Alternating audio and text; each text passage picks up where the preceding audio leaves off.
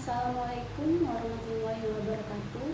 Perkenalkan, nama saya Dinda Lestari dengan NIM A1A3233037 dari Prodi Pendidikan Pancasila dan Kewarganegaraan Universitas Bandung. Di sini saya akan menjelaskan analisis buku yang berjudul Hukum Pidana Korupsi. Buku karya Wahyu Beni, Mukti Setiawan, dan tim ini merupakan salah satu referensi penting dalam memahami secara mendalam mengenai tindak pidana korupsi di Indonesia. Penulis mengulas bahwa korupsi tidak hanya sekedar tindakan mengambil uang negara, melainkan merupakan penyalahgunaan kekuasaan yang menimbulkan kerugian besar bagi kehidupan bangsa dan negara. Dalam konteks hukum, korupsi digolongkan sebagai kejahatan luar biasa karena sifatnya yang sistematik, dampaknya yang meluas, serta sulitnya proses pemberantasan akibat keterlibatan berbagai pihak, terutama di lingkungan pemerintahan. Dalam pembahasannya, penulis menjelaskan secara rinci dasar hukum pemberantasan korupsi berdasarkan Undang-Undang Nomor 31 Tahun 1999 tentang pemberantasan tindak pidana korupsi yang telah diubah dengan UUD Nomor 20 Tahun 2001.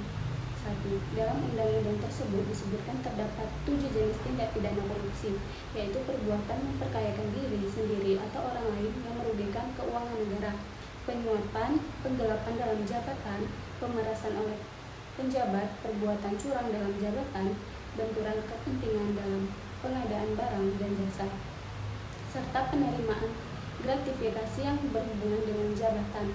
Melalui pembagian ini, penulis ingin menegaskan bahwa korupsi tidak hanya berbentuk pencurian uang negara secara langsung, tetapi juga mencakup setiap bentuk penyalahgunaan kekuasaan untuk keuntungan pribadi atau kelompok.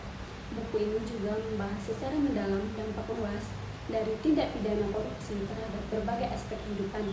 Korupsi dapat melemahkan pertumbuhan ekonomi nasional, menurunkan kualitas layanan publik, menghambat pembangunan, memperlebar kesenjangan sosial, dan bahkan merusak kepercayaan masyarakat terhadap lembaga hukum dan pemerintahan.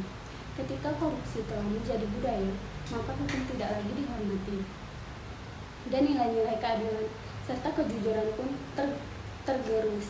Penulis menekankan bahwa korupsi bukan hanya pelanggaran terhadap hukum positif, tetapi juga merupakan krisis moral, etika, dan karakter bangsa. Oleh sebab itu, penanggulangan tidak cukup hanya dilakukan melalui jalur penegakan hukum seperti penyidikan, penuntutan, dan pemidanaan, tetapi juga perlu melalui pendekatan pendidikan dan pembentukan karakter bangsa. Salah satu solusi yang ditawarkan adalah penerapan pendidikan anti korupsi sejak dini, baik di lingkungan sekolah maupun perguruan tinggi, dengan menanamkan nilai-nilai Pancasila, integritas, dan tanggung jawab sosial. Dengan demikian, buku ini memberikan gambaran bahwa pemberantasan korupsi adalah tanggung jawab bersama seluruh elemen masyarakat.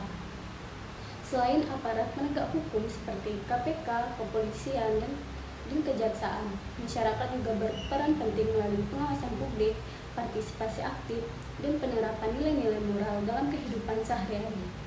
Secara keseluruhan, buku ini tidak hanya menjelaskan aspek yuridis dan tindak pidana korupsi, tetapi juga menyentuh dimensi sosial, moral, dan pendidikan, sehingga menjadi sumber bacaan yang relevan bagi mahasiswa hukum, akademisi, maupun masyarakat umum yang ingin memahami akar dan solusi dari kejahatan korupsi di Indonesia. Baik, sekian penjelasan dari saya. Wassalamualaikum warahmatullahi wabarakatuh.